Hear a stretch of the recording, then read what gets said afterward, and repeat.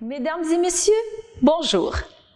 Comme vous pouvez le remarquer, je suis dans un salon typique de l'art et de l'artisanat marocain. Le gypse sculpté sur les murs, les meubles, le plafond, les arabesques.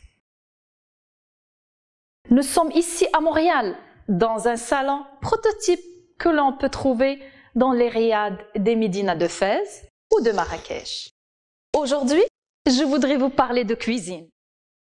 La cuisine marocaine est une des expressions culturelles qui s'est enrichie au cours des siècles par plusieurs apports amenés par de différents peuples.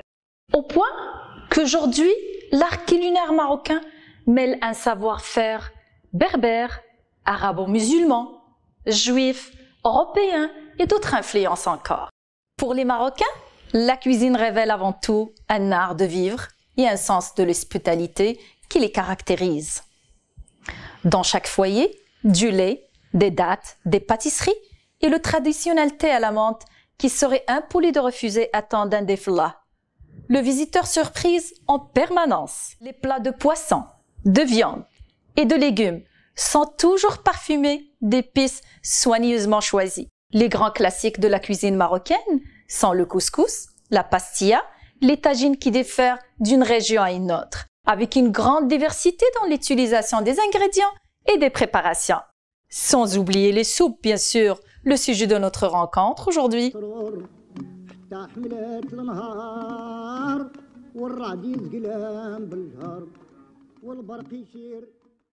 La harira, une soupe très populaire au Maroc, réputée consistante, nutritive et délicieuse, au point qu'elle est devenue le plat servi comme entrée à chaque soir au moment du rupture du jeûne durant le mois du Ramadan. Mais en dehors du Ramadan, cette bonne soupe est servie en plat principal le soir.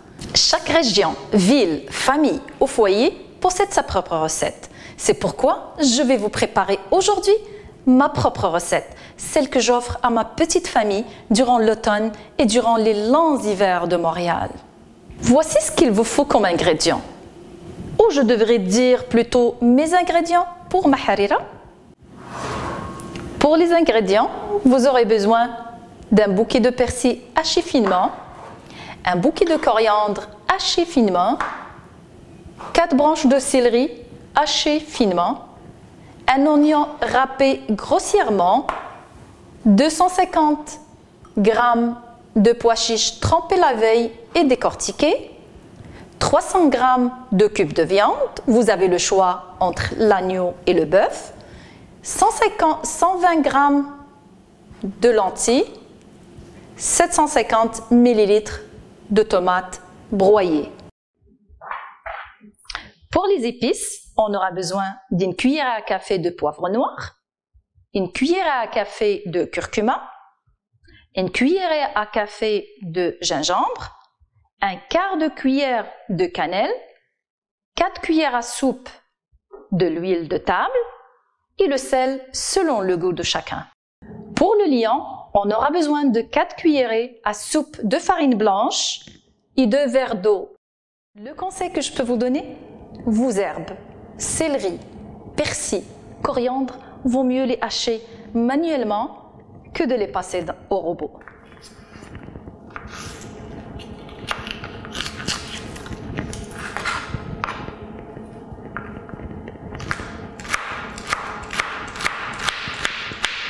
Ça garde la fraîcheur et la saveur.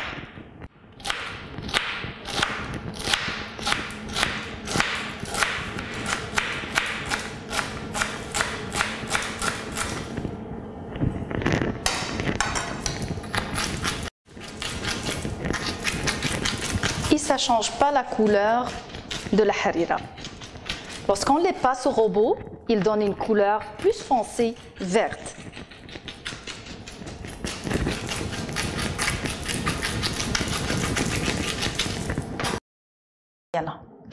Vous allez voir, j'ai une façon très simple de préparer le harira.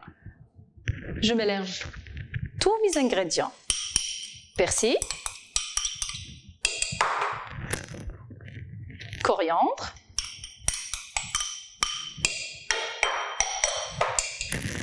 céleri,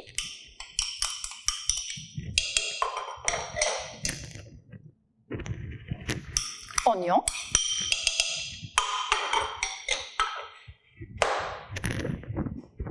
pois chiches, viande,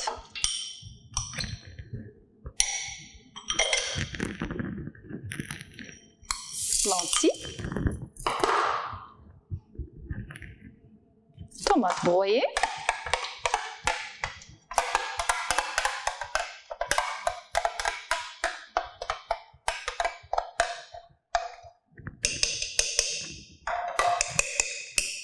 et on passe aux épices.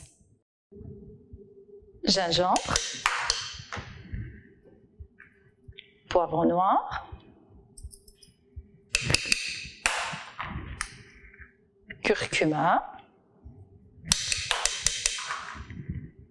cannelle. Cannelle, il ne faut pas en mettre trop.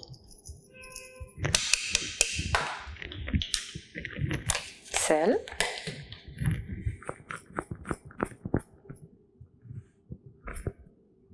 Le seul ingrédient que je mesure avec mes mains. À peu près 3 cuillerées de l'huile de table.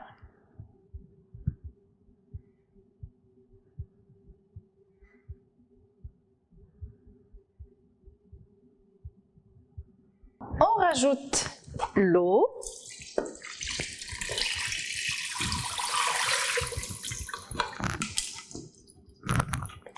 Je vais rajouter 3 litres d'eau parce que j'aime pas rajouter de l'eau lorsque ma harira est déjà cuite.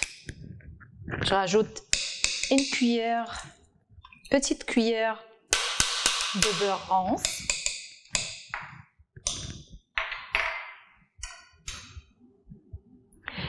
Et je vais les laisser cuire après que la soupape commence à tourner pendant 14 minutes. On rajoute de l'eau.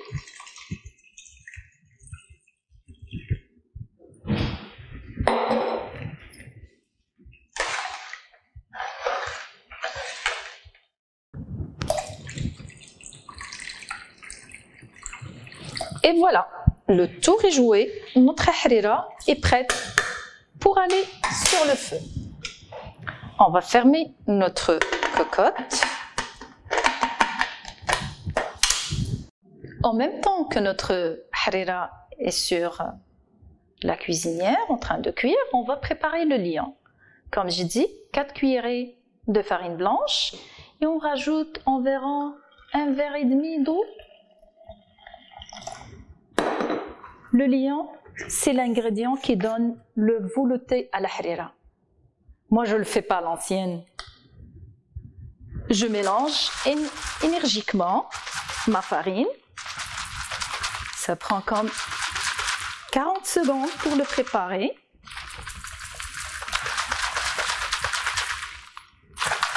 Et voilà, mon liant est prêt. Je vais en avoir besoin lorsque ma harira est déjà cuite. Et voilà. Après la première étape de cuisson, on va rajouter 100 g de pâte, comme on a précisé sur les ingrédients.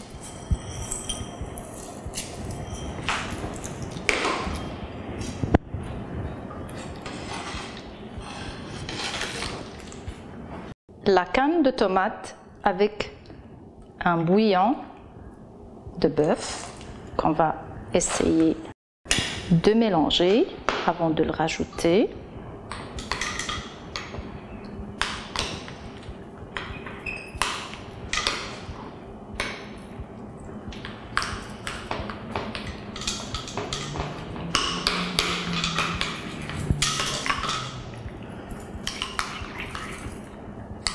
La pâte de tomate, on la rajoute à la fin. Ça donne de la couleur et un petit peu d'acidité à notre harira.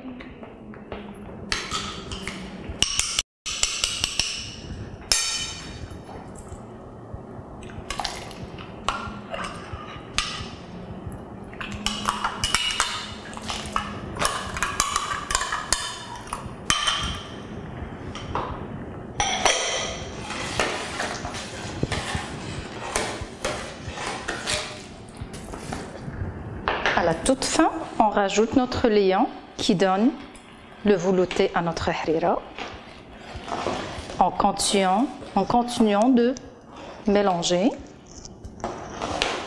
jusqu'à arriver au point de consistance qu'on souhaite, à la consistance souhaitée. Et voilà. On va laisser cuire pendant 7 à 10 minutes maximum en remuant de temps à autre.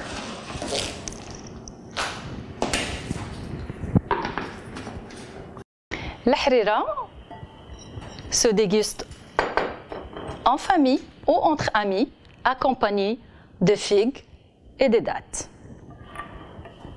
زين شارقة صباحا فوق الحرير عطف الليل والطار والوصلة نار الانفر ومضات سواي على هجار وتمكارو صدق الفالوتاق من هويت بضيع حتى الشمس والزهرة والغرار ومنايم ثمار يظهر مثل الياقوت. Bon appétit. Merci. J'espère que vous avez apprécié cet atelier de cuisine. On se retrouvera certainement avec plaisir à d'autres activités et ateliers ici au Centre culturel marocain Dar El Maghrib à Montréal.